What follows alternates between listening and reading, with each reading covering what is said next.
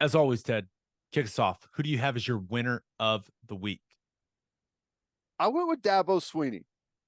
Now, I don't necessarily like everything that he said in that long rant. I'm not all on board with it, but I love that he takes phone calls on his coach's show. He's a winner for that.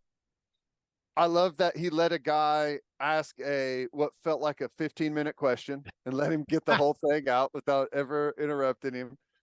And then I like the way he laid things out and put together that semi rant. I like stuff like that for college football. Now, you can say what you want about Dabo, and they're 4-4 right now. They got another tough one this week.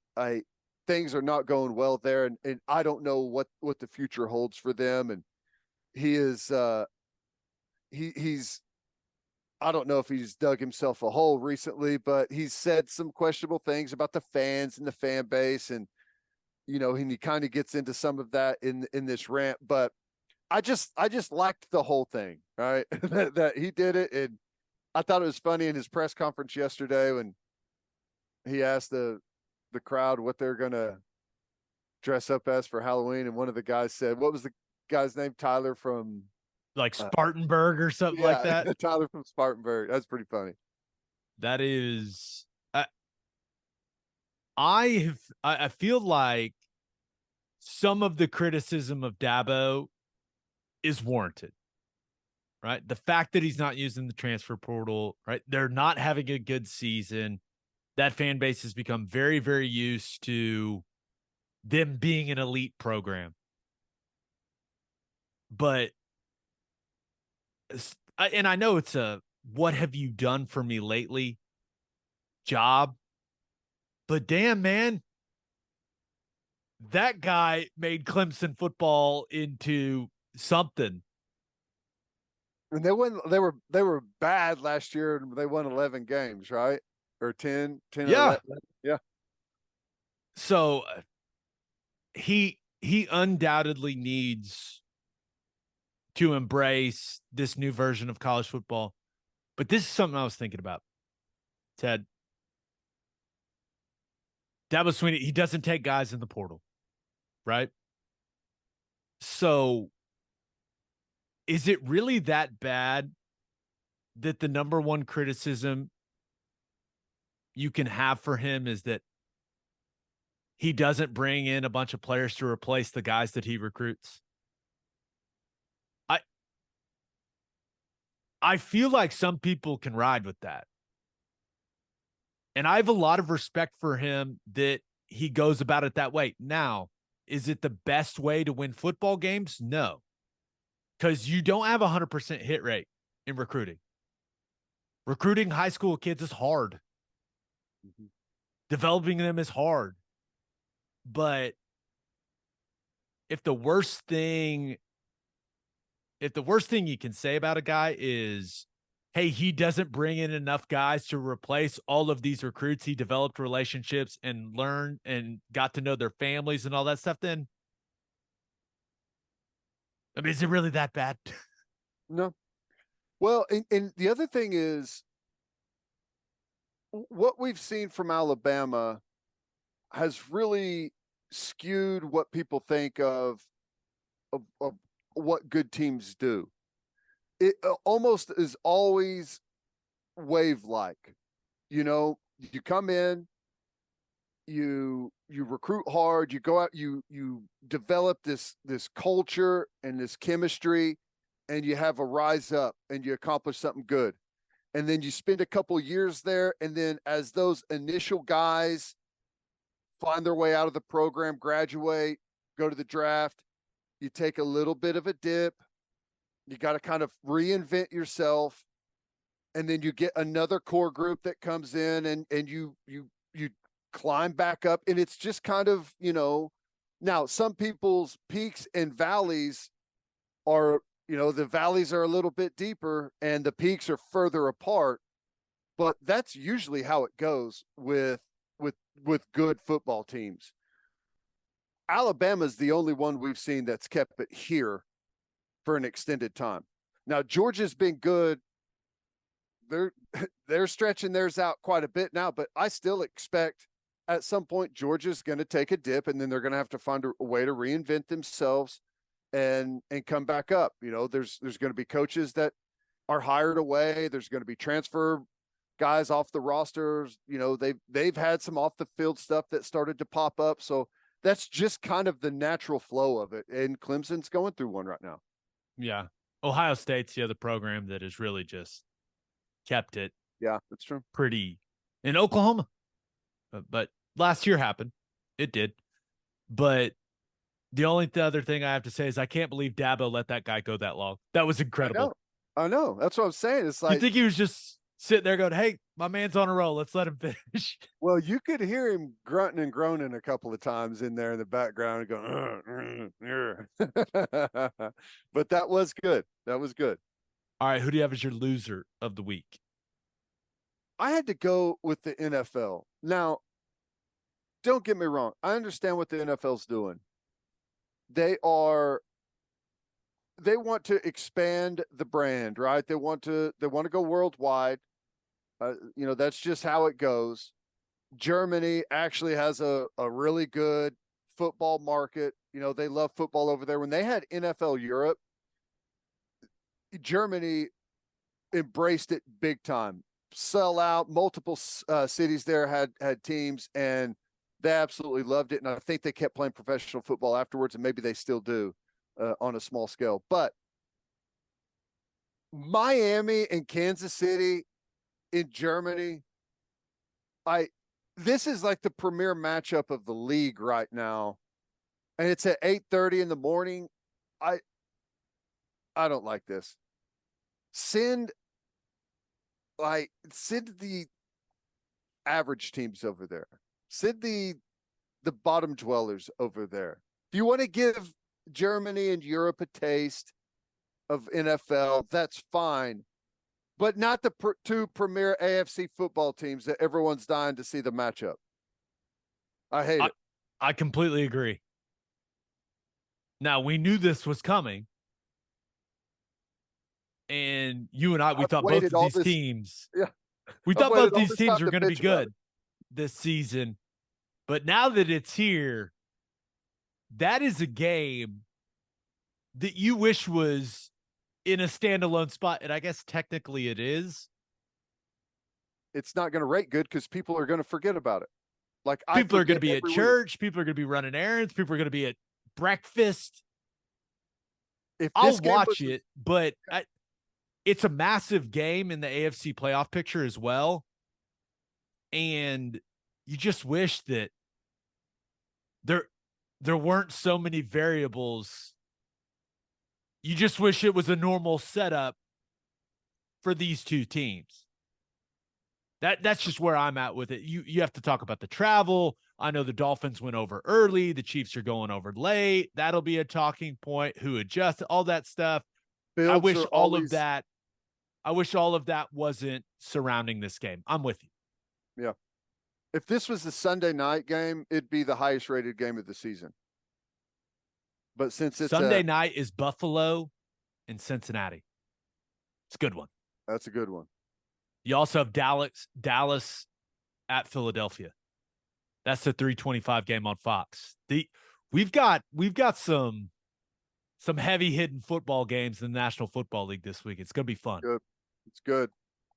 Just keep your big games within the borders of your own country. That's all I ask. That's it. It's fair. It's fair. All right, let's finish up with my winner and loser. But first, elevate your tailgate with Chapel Supply and Equipment in Oklahoma City. Chapel Supply and Equipment has generators and inverters on hand that'll give you all the power you need so you can take your tailgate to the next level. They also got top-of-the-line heaters to keep you warm during those cold tailgates later in the season. They're Oklahoma-owned and operated. Elevate your tailgate by calling 405-495-1722 or visit chapelsupply.com. That's CHAPPELL supply.com.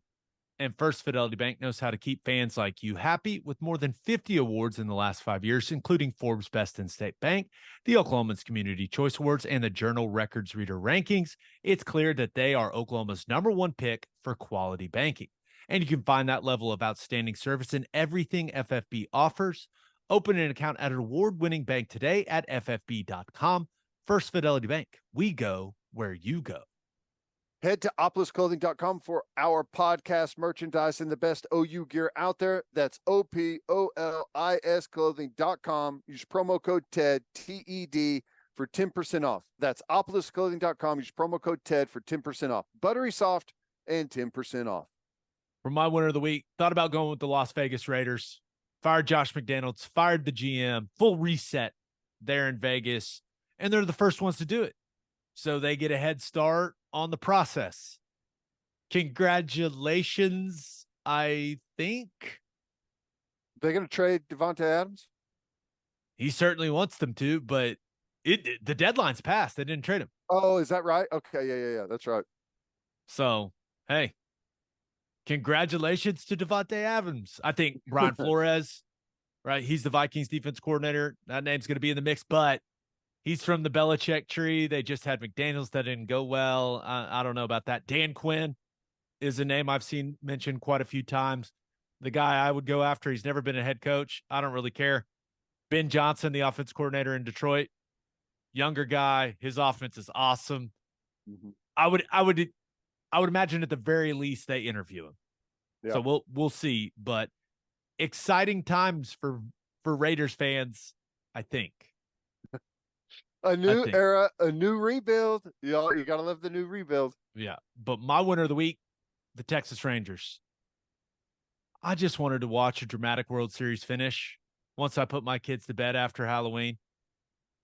And the Rangers were having none of it. 5 runs in the second, 5 runs in the third. Marcus Semien, he triples, he homers. Corey Seager homers again. 10-0 after 3 innings. And it was a wrap. Now, that first baseman for the Diamondbacks, he probably feels pretty bad about that error. But ultimately, the Diamondbacks, they had a big 8th inning, so it looked respectable. Final was 11-7. But that thing was over quick. And the Rangers are now 1 win away, Ted, from the first World Series championship in franchise history. Knocking on the door. Crazy. I'm the same as you. I've got no dog in the fight. I just want to see some drama. So I waited and waited. I watched the whole thing. But credit the Rangers, man. They're on a roll and got through their bullpen game. And let's see what happens. See if they go win the whole thing. By the time some people listen to this, they may have already finished the job. We'll see. Sure. Right. Hey, Scherzer and Garcia out the rest of the way. That's not insignificant, but according to ESPN stats and info, 42 of 49 teams that have led 3-1 have gone on to win the World Series. So stats are on the Rangers' side in this situation. It's insane, man. They are 10-0 on the road this postseason. 10-0 on the road. I don't know how you quantify that or how you predict it or say that you're better on the road. That's a wild stat, man. Impressive. The only other wild stat I've got for you, they showed a graphic late in the broadcast comparing Corey Seager to Mr. October, Reggie Jackson. Both played up to this point, 77 postseason games.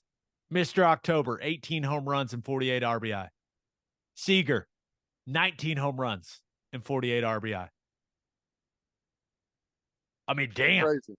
Yep, that's crazy. So, and Seager has a chance to join a very, very short list of 2-time World Series MVPs, and he's in a great position to do it. So we'll see, but good time to be a Texas Rangers fan. I know. It's exciting for them. That was at 2011 or 2012 where they were just so close. It looked like they were the champagne had already been popped, and the Cardinals came back on them. I'm not wishing that on anyone. I'm just saying they've been close. We'll see if they pull it off. I will say, a lot of people are Texas Rangers fans that have never mentioned the Texas Rangers before this run, which is how it works. I understand that, but a lot of Texas Especially in baseball. Rangers content on my timeline that I've never seen before. Uh, Everyone's now doing their podcast and television hits, and they've got their Rangers ball cap on and never had it on before. Yeah. Funny how that works.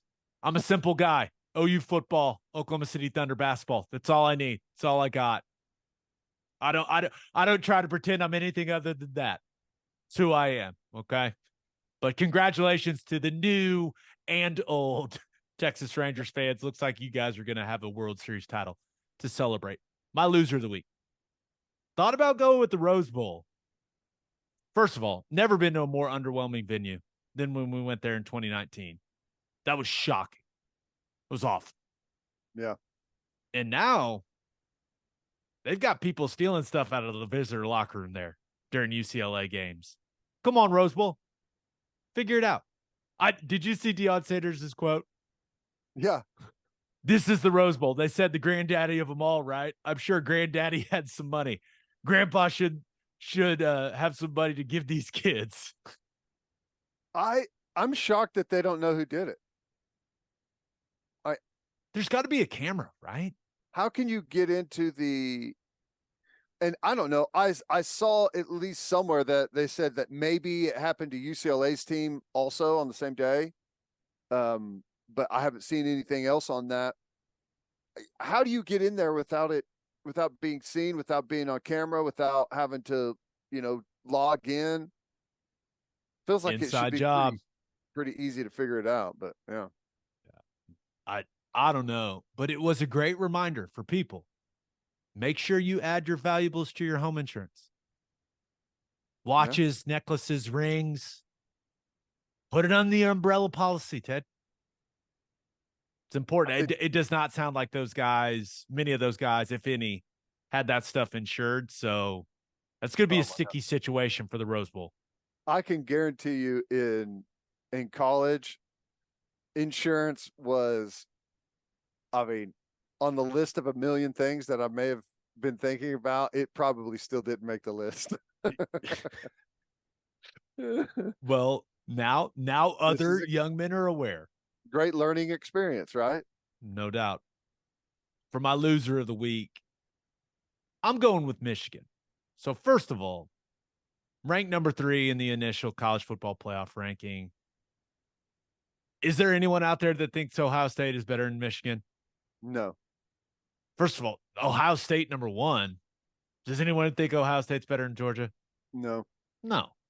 So Michigan, now you could say that that's fuel, right? That's disrespect. It has everything to do with their strength of schedule, but no one's looked better than Michigan this year.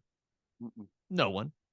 So they're probably pretty annoyed that number 3, but you just have so many distractions around that program. So the Wall Street Journal comes out, says that Michigan rescinded a contract extension that they had presented to Jim Harbaugh.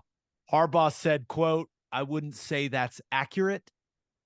There's other reporting that Harbaugh was told not to sign it. Harbaugh was asked about his relationship with the AD and the school president and the leadership at the university. He avoided that question during his press conference. So you have that. And then not only were the Connor Stallions thing not die, it is gaining steam. Central Michigan doing the investigation to see if the mystery goatee guy is him or not. It's him. Did you see what Jim McElwain came out and said? I didn't. I saw he had a statement, but I didn't see what he said. He said we're looking into sign. He called him sign stealer guy. But no one from Central Michigan has come out and said, no, that's so-and-so. So it's definitely Stallions. I mean, if it wasn't, someone would have said, oh, no, that's Steve. Yeah. That hasn't happened. Why is he acting like he doesn't know who he is whenever he's standing on his sideline? And they work together at Michigan. Yeah. I don't understand that. He's like mystery sign stealer guy, as if he doesn't know who he is, and as if he doesn't know that he showed up on his sideline. Like, you don't just walk down there on the sideline without a pass. I mean, I get you can do it. I guess maybe there's a chance that he was able to talk to someone and get a sideline pass without the head coach knowing, but I doubt He's wearing team issued Central Michigan gear. I know. That's why I'm confused. Why he didn't just say, yeah, that's him, or didn't say anything at all. Were the sunglasses spy sunglasses? I don't know. That game kicked off at night, by the way. It made a pretty compelling case with what I saw. I mean, little blue light there in the corner. Sunglasses in a night game. Yeah, I would say so. You factor in that multiple guys on the Central Michigan staff have worked at Michigan over the last several years. You wonder what that paper trail looks like. And they were playing Michigan State.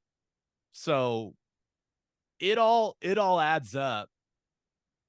Now, I guess the only positive for Michigan is, Boo Corrigan came out and said, hey, that's an NCAA issue, not a college football playoff issue.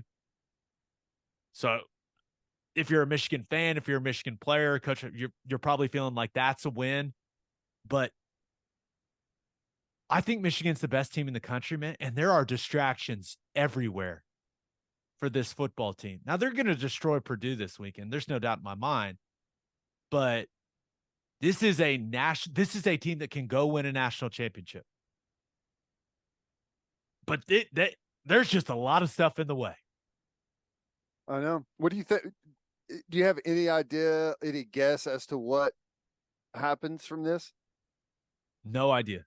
We've never seen anything like it. I tend to think that they're going to get hammered by the NCAA. Just because what else is the NCAA doesn't get to hammer teams very often anymore, right? With how the rules are. Michigan and Jim Harbaugh in particular have clearly rubbed the NCAA the wrong way.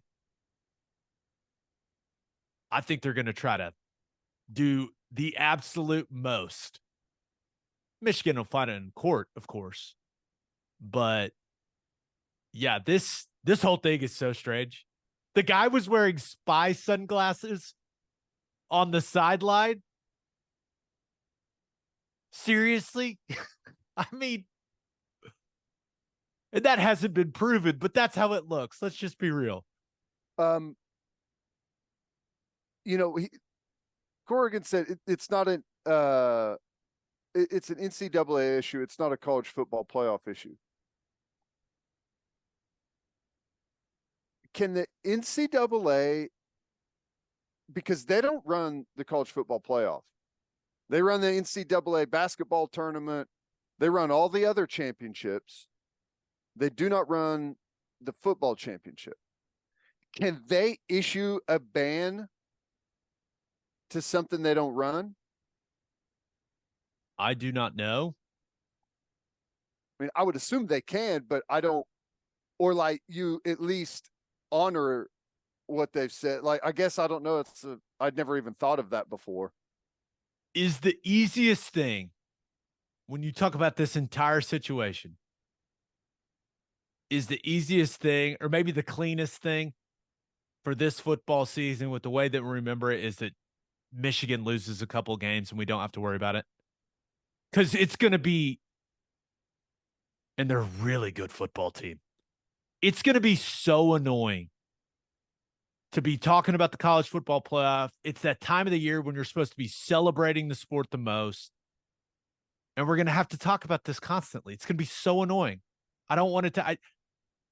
I think I'm to the point where I want Michigan to lose some football games so I don't have to deal with it. Yeah. I don't know if that's fair to those players. I don't, but that's just where I'm at with it. I don't want this hanging over the national championship game. I know. The other thing, I guess, is Harbaugh suspended for it. Because here's the thing, and the players are going to be punished for this. And it's not their doing. They didn't have anything to do with it. I don't know. I don't know what you do. It's Which annoying. I still am, you know, I think it's not nothing, but I think it's just very telling that everyone knew about it. All the Big Ten schools knew about it. They used to make fun of it, knew that he was there at the games, stealing signs. TCU knew about it, used it against him. Everyone's known about their sign stealing operation, but nobody ever said anything. It was a third party law firm that brought everything out. Or Ohio State, I mean, that's private third party. But you know what I'm saying? Like, to me, that's telling, because I don't know how deep people take their sign stealing, but it's something that's been around college football forever. This is nothing new. This has happened in college football forever. So, and I'm not suggesting that it's right. This one has become public because the law firm put all their ducks in a row and everything before and put it all out there at the same time. And obviously it's a big story because of Michigan's the best team in the country. I just go to headsets. Agreed. Just go to headsets. Just go to headsets. We don't have to worry about it. Should have done it a long time ago. And I don't want to hear any talk about, well, we're worried about the cost. The cost?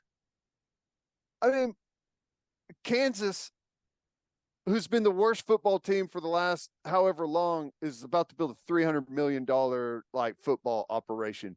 You think headsets? They have headsets in the XFL. You think they're just like, oh, that's stupid? Just do the headsets. Be done with it. Agreed.